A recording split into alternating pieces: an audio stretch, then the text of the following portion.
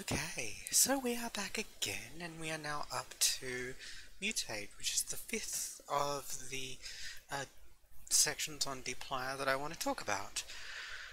I just want to take a moment before we go back to this to really be clear on the level of professionalism that I am adopting while doing these videos that I'm completely qualified to be making. So this is my current outfit. So I've really prepared well for it. This is a cheap Christmas dress that I bought a couple of years ago that my kids expect me to wear. So now this is obviously how I'm going to go about lecturing from now on, and I'm really sorry, but that's just how it has to go. Okay, so we're up to mutate. At the end of the last section, we were talking about selection, or using the select function, which picks out the columns in a particular data frame that you might want to retain. And so your exercise was to finish off what I started in the previous one. So let's just go over to that now. Over here. Yes, here. Right. Okay, so this is where we were up to. We had, I asked you, I had selected things over there. Right, so for the woman forward variable, I would only wanted to retain Q, response, strength, and ID. And you can see over here in the environment pane on the right that woman forward only has 4 variables in it, whereas the other 3 all have 6. So let's go through now, and I will quickly do the same thing for the other ones. So for woman back, I'm going to pipe it through to select again, and I am once again forgetting which keyboard I'm using, but that's okay, because we're all in this together, and I'm just making things up as we go along. So we're getting rid of n response, and I also want to get rid of n total, and if we just give it a second, that'll pop up. Okay, so that does that one, and I'm just going to remember that I have this other keyboard.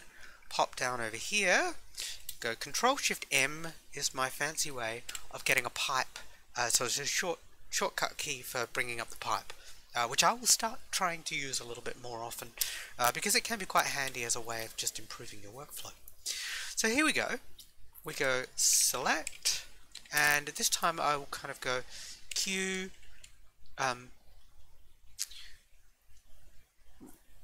response, so we'll do the same thing I did last time.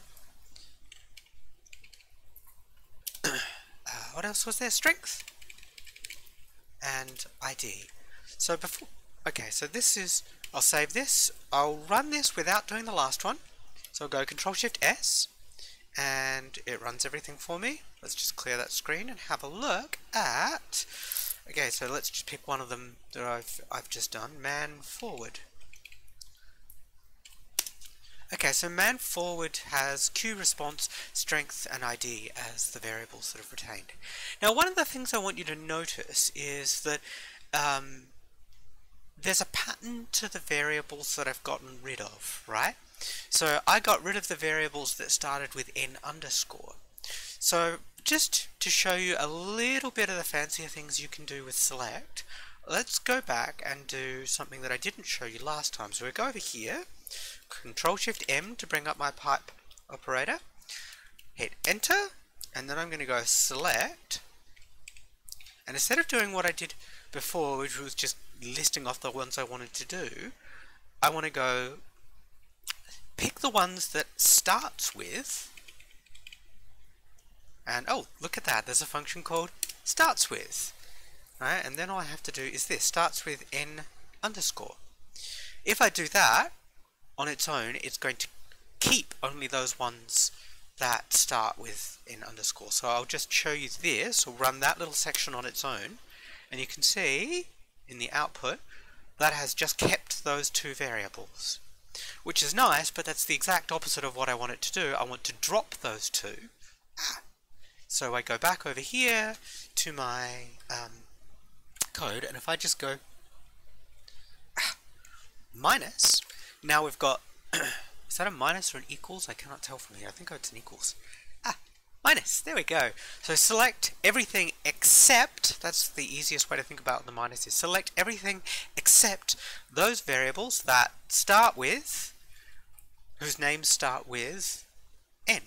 So now I will save this, and now if I go Control Shift S, I'm sourcing, and what was the one I was just playing with? Man back.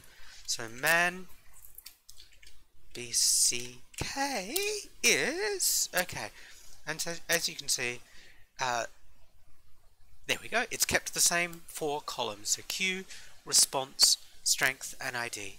So this is giving you a hint towards some future functionality that eventually you might want to get used to, called tidy select, which is a fancy way of pulling out bits and pieces from selecting the columns from your data frame in a way that is a little bit more powerful than literally listing off every single variable that you want to retain, because that's really annoying. Okay, but that's a little bit beyond the scope of what we would typically do in this first class. I just wanted to hint to you that there's a little bit more power there, under the hood, so to speak. Okay, let's go back to, this is where we were up to, mutate. See here, there's a picture of a butterfly, because butterflies mutate, and they have a metamorphosis from a caterpillar into a butterfly. If I keep explaining the joke, it'll make it really funny, right? No, yeah, okay. Let's just move on and pretend that I actually know what I'm doing. So, I want to motivate this next section with a bit of psychology, right? I mean, this is notionally a psychology class, and I want to talk a little bit about some of the issues that are surrounding us from a psychological perspective in this data set. Psychological measurement is tricky. So, what I'm plotting here is a histogram showing the associative strength of all the different words for man and woman, broken down also by whether they're a backwards associate or a forwards associate. And I'm just plotting the frequency on a logarithmic scale just so that you can see what's going on. And it's kind of obvious from inspection that the backwards associates, so these 2 panels on the left, have a lot of very big numbers, right? Oh, sorry, a lot of very big numbers. A lot of very small numbers. There are lots of small associates, so there are just lots of words that you can pick up that way. Whereas the forward associates don't. So there's a hint here that our 2 variables are not exactly on the same scale. There's something funny going on with our data. So the forwards associations and the backwards associations need to be thought through a little bit more carefully. Why are we seeing this? And the answer is to notice there's something funny going on in the experimental design. In the forward associations, you've got responses that are competing with responses to the same cue. In other words, if I've got 2 strong associations in my mind between woman and other words, let's say we've got one from woman to man and another one woman to female. These 2, if I can only give one response, these 2 possible responses are competing with each other. Given the cue word woman, I, as the participant in the experiment, can only outlist one answer as my initial response. The actual experimental design let people give multiple things, but I'm alighting a lot of complexity here. Okay, but so because there's that competition, all of these numbers have to add up to 1. Right? The total response, the total strength across all of the possible responses has to add up to 1. There were only 100 presentations, there are only 100 responses. The same is not true for the backwards associates. Right? I can respond woman to all sorts of words. So if I'm cued with man, I might say woman. If I'm cued with lady, I might say woman. If I'm cued with feminist, I might still say woman. Because of that, I can say woman to as many different words as I like. So there is still some competition here going, but it's competing with responses to other cues. So in the case of lady, woman is competing with other possible things you could say in response to lady. In the feminist case, woman is competing with other things you might say in response to the word feminist. So here, in this version, there's no real requirement that all of these strength numbers add up to any particular value. And as a consequence, when you've got a word that is fairly high frequency or fairly important in the language, like woman and man, they are fairly... these are women's... These are words we use quite a lot. So, because of that, you have quite a lot of backwards associates and not a lot of forward associates. So what we've got is this suggestion here that maybe the raw strengths are not as easy to compare to each other. So what does 0.36 mean in a backwards association context versus a forward association context? Those are not necessarily the same thing because they have different constraints. So what we want to do from a psychological point of view is make this a little bit simpler on ourselves, or a little bit more, again I like using this word, robust, by just using the ordinal information. Like, at least one thing I can say with considerable confidence is that as a backwards associate, man to woman is stronger than lady to woman, or woman to lady. So the rank ordering information I feel like I trust, but I'm not sure that I trust the actual strength values because of these different things. So what I want to do is create new variables in my dataset that replace the raw strengths with a rank ordering. And so here's how we do that. The mutate function is in dplyr is used to add new variables to a data frame. So over here, when I take the existing woman forward variable, I'm piping it to the mutate function, and then what I want to do is again include an expression that explains, well, that tells R what to do. And I need to go through this bit a little bit slowly, just so that you can be clear about what's going on. On the left hand side here, I have the name of the variable I'm going to create inside the dataset, and I'm just going to call it rank. Okay, so I'm going to add a new column over here on the right hand side called rank, and we're going to add that to my existing tibble. On the right hand side, we tell R how to compute it. So here we've got rank of minus strength, and this takes a little bit more explanation. Rank is also a function in R. So when I am doing this part here, when I say rank there, I can't show very well, rank, what that's doing is calling the R function rank, and then what I do is I'm passing the strengths variable to the rank function and just construct that ordinal value. The reason I have a minus sign in there is that ranking will typically do things in ascending order, and I want descending order, so I want the first ranked response to be man, because that has the highest strength. So it's the biggest strength, and therefore it should have rank 1. The next biggest strength is female, which has strength 0.22, and that should be given rank 2. So that's why I'm just basically ranking by the negative of whatever the original value was. And hopefully I'll stop bringing up that context menu. Okay, so that's how we do that. I can do the same thing for the woman back variable, and again we can see it's created a new rank variable over there, and I had forgotten that I had that slide, so we'll just pretend that that last tiny bit didn't happen and go back over here. So I'll clear my screen and I will bring up my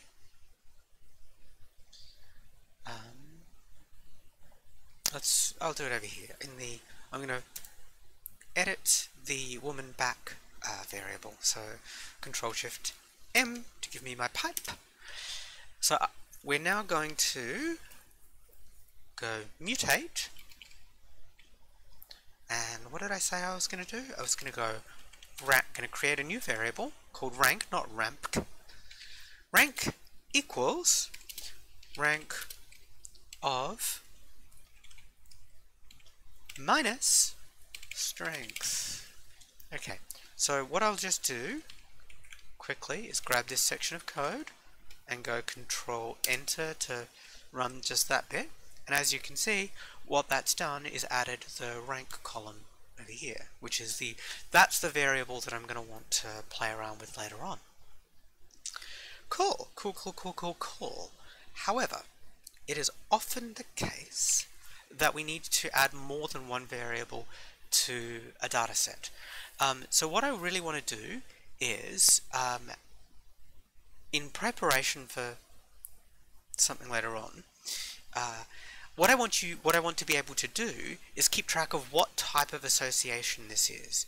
So we're going to say, since this is a backwards association, I just want to add a new variable called that just has a constant value of backward, and I can add this as a comma separated list of a comma separated sequence of expressions that I pass to my mutate function. So if I go back to, again, my code, which was over here, and so I will, to make my statement a little neater, I'm going to just break it up over multiple lines, like that. And this, in R, as we've sort of talked about before, doesn't actually make much of a difference. Like, R is okay with you adding those sorts of spaces. So we're going to add our type equals backwards. So notice here, that I'm going, in my filter statement, I'm doing double equals because I am testing to find those responses that equals woman. Over here, in my mutate statement, I'm using a single equals because what I want to do is assign a new variable, create a new variable inside my data frame called rank, and so that only has the single equals. Okay, so let's, I'm really good at this. Okay, we go, grab this and run that, and now you can see we get output that looks pretty much like what I had in the slides. This leads us to sort of an interesting question, right? So what I've done here in these slides, in this plot here, is try to show the relationship between the rank on the x-axis and the average associative strength on the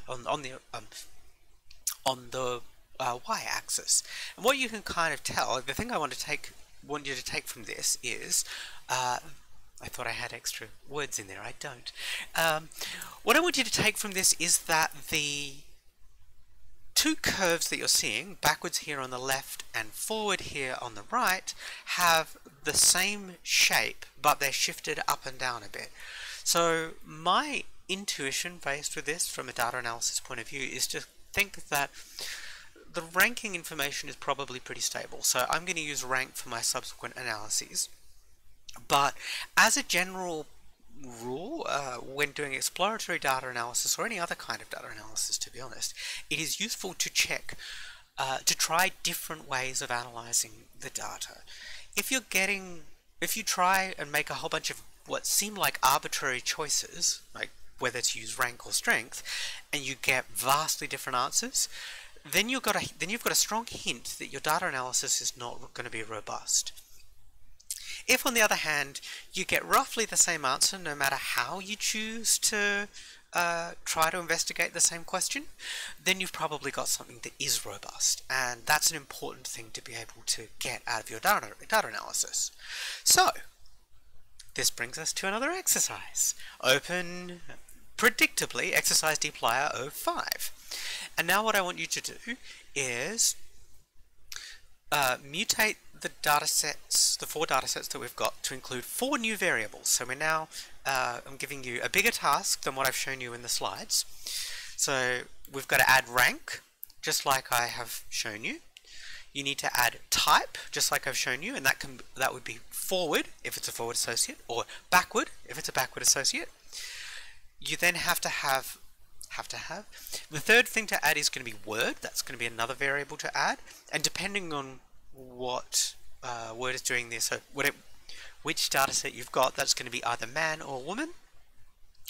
And there will be a 4th variable called associate, which is essentially going to be what's the word to which word is associated. So in other words, if you've got man, what's the response? What's the word to which man is associated, or what's the word to which woman is associated? And the script itself will give you a little bit of guidance for what you're supposed to do in that case. And so I will leave you to your own devices and let you kind of go on your own and try to get through that exercise. When you're back, we're going to talk about how to bind all of these data sets back together again. Until then, good luck! I hope the exercises go smoothly.